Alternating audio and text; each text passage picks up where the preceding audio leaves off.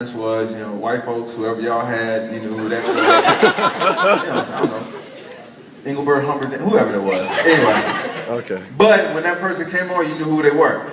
Now they make artists like that. It's like 18 Bleezies, Jeezys, Wheezies, Lils.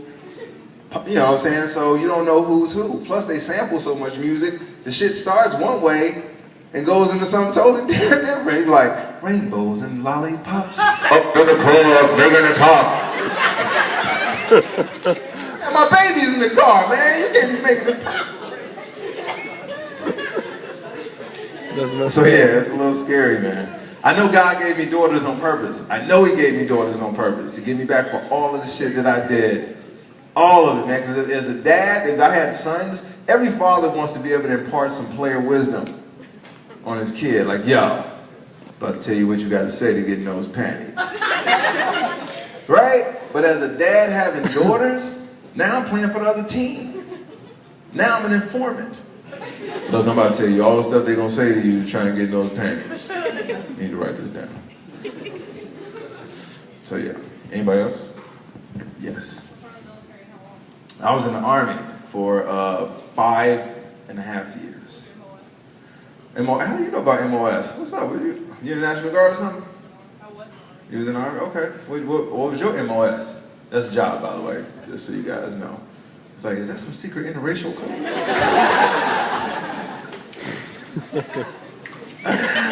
All right, I'm sorry. I was thinking about a Spike Lee movie for a second. Go ahead. It was first when I joined the National Guard. It was wire systems installer, so 31 Lima, so putting up telephone poles and shit. If you can believe that, I was climbing the poles with the fucking spikes like Wolverine and shit. And then when I joined the regular Army, it was pharmacy, legal. Legal. I know some of y'all was like, "What corner, dude?" I couldn't do it, like, and I don't know. I know you just seen cats back in the hood, selling shit. I saw cats doing it. I couldn't do that. I just couldn't sell it because I don't know how to do that type of shit. Like, it would be dudes in the neighborhood selling. I wouldn't even know they were selling. They'd be like, "You see that dude on the corner? He's selling crack." And he wouldn't even look like it. And I'm like, man, I don't have that look. I don't have the not selling crack while I'm actually selling crack look. I don't know how to stand there. I'm like, crack. Crackety crack. But then, like, I would see dudes out there in the winter, snow up to here. The cats still out there getting their money. I'm like, man, I would definitely be a seasonal drug dealer. The most you would get out of me in the wintertime would be like a little sign on the side of the building, said crack for sale, a little arrow pointing around a little back alley. I'd be back there with a space heater and some, looking for that crack. Want some cocoa while you wait? All right, what else? Anybody? We only got a couple more things. I gotta go. Oh shit, my shoes. I thought I just scuffed those up. They already scuffed. Anybody else? Yes? No? You don't have to. What part of Chicago? Southside, 73rd and Racine. What's up?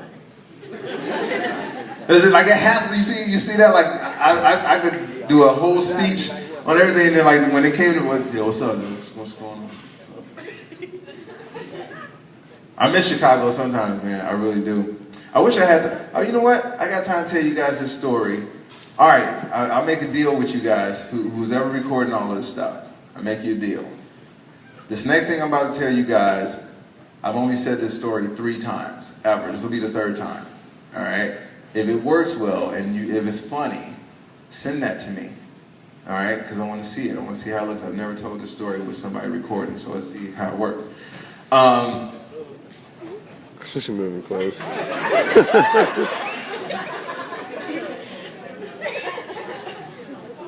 You want to do it in front of these people? I'm just kidding. Okay.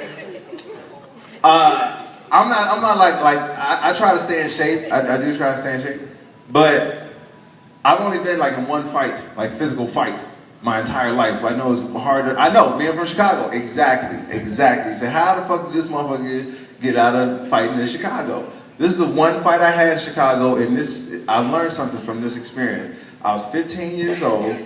I weighed like 130 pounds. It was mostly ass. So it was like, they thought I was like Arsenio, like a horse butt and shit. I had bought this hat, but this is when like people, like they would leave the tags on, like these big ass Nike tags and shit on that hat. I had one of those, just bought it, just copped it. My money, my job money here for this hat. I'm walking down the street, my neighborhood, 2 blocks up over this way. It's like 3 dudes, and people from Chicago will get this, and it's 3 dudes sitting on the porch. I'm on the same side of the street. And in Chicago, you just kind of know. You're taking a chance the closer you walk to this house. Because these dudes are sitting on the porch, and they looking like they on some grimy shit. But you're kind of between a rock and a hard place.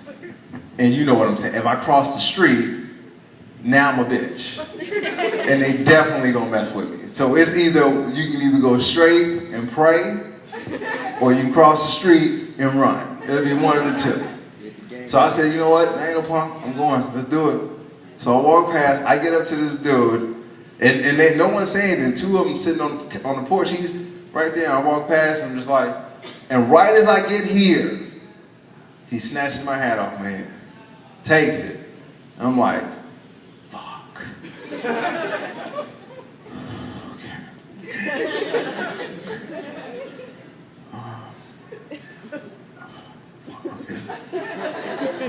I ain't fuck that.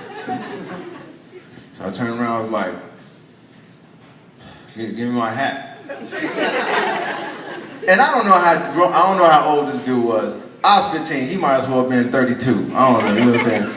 He was bigger than me, I know that. And I was like, give me my hat. He's like, what hat? And I was like, and again, why are you at, you know what the fuck hat, but I'm still playing this game because I'm like, maybe if I answer his question, he will actually give me my hat back. If actually, maybe he did forget that he took my hat. So I'm like, my hat right there. My hat. And he was like, oh, this hat? He's like, nah, man, take this one. And he gave me that dirty ass cap he was wearing. And I'm like, this ain't my hat. This ain't my hat. That hat, my hat. He's like, oh, so then come take it. And I'm like,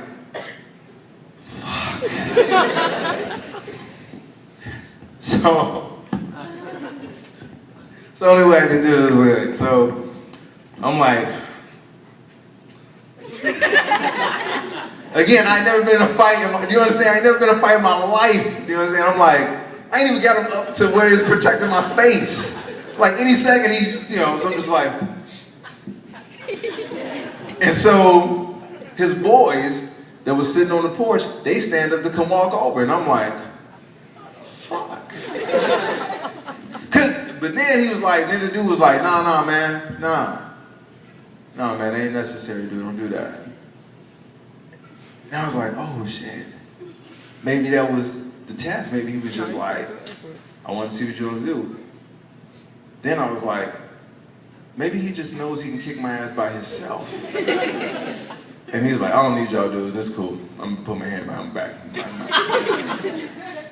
So he's like, oh, this shorty want to take his hand. All right, cool. So he puts his knuckle. I'm like, okay, let's go. The dude swings. I don't know how I did it. I just moved just as that shit was coming right across my nose, right across it, like on some real Matrix shit. It was like, and I was celebrating. I was like, oh, nice. And then my brain was like, swing. And I was like, caught him. And I'm like,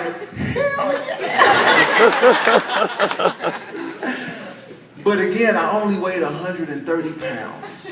So it didn't really affect him. I guess I was celebrating a little bit too much because I was just like, and then he swung. And it affected me a little bit. It did.